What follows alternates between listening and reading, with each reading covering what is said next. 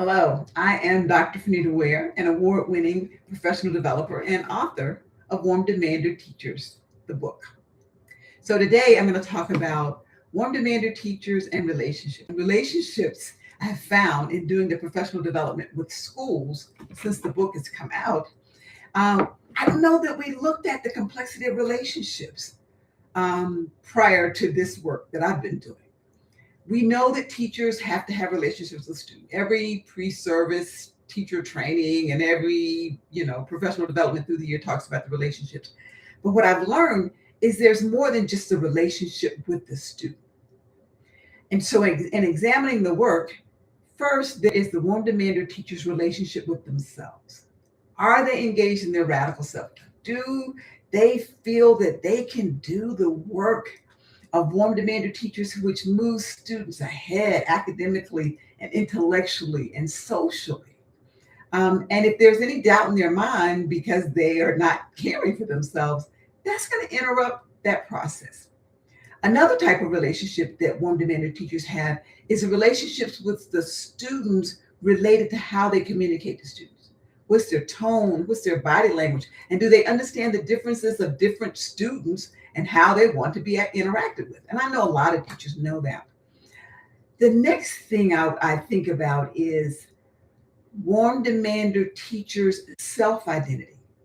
How do they see themselves as warm demander teachers? Everyone has a different personality, and warm demander teachers are their own personality to be an authentic warm demander teacher. There's no box that warm demander teachers get into and they become warm demanders. They're themselves, but they enact all these different types of pedagogy that relate to warm demander teachers that creates academic and intellectual success for students. The next one is, are they helping students to create their own successful student learner identity? And again, that's in the book.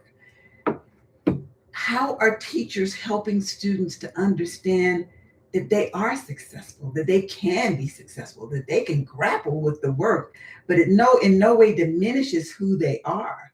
For students who have been engaged in systems that have convinced them that they are passive learners, that they wait for the answer, or they look up the answer and they can't even critically analyze whether or not the answer they've received on their computer is the correct answer.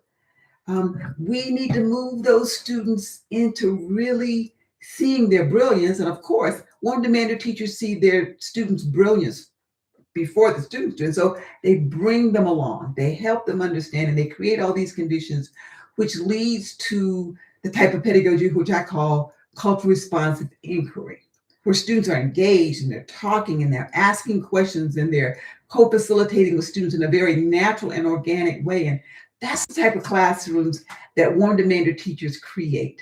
Lots of energy, lots of fun, joy in learning. It's okay if you make a mistake.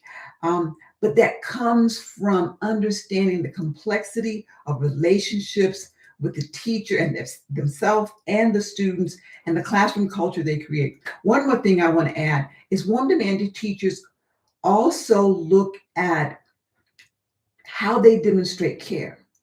Because to have a culturally responsive inquiry lesson, all students have to be involved. And so the teacher shows the students through their demonstration of care how they care for each other. That's how they create that learning community. That's how they become their tribe. That's how they work together without the shame or fear of, oh, I'm not going to get that answer right, or I don't want to engage. I didn't get the answer right last time. Just something to think about. Relationships aren't just this static thing or something we do at the beginning of the year and hope it lasts all year, but relationships with warm demander teachers and students is complex, it grows, it shifts, it expands. So think about relationships with yourself first as a teacher and with your students, and then how you teach relationships. Thank you.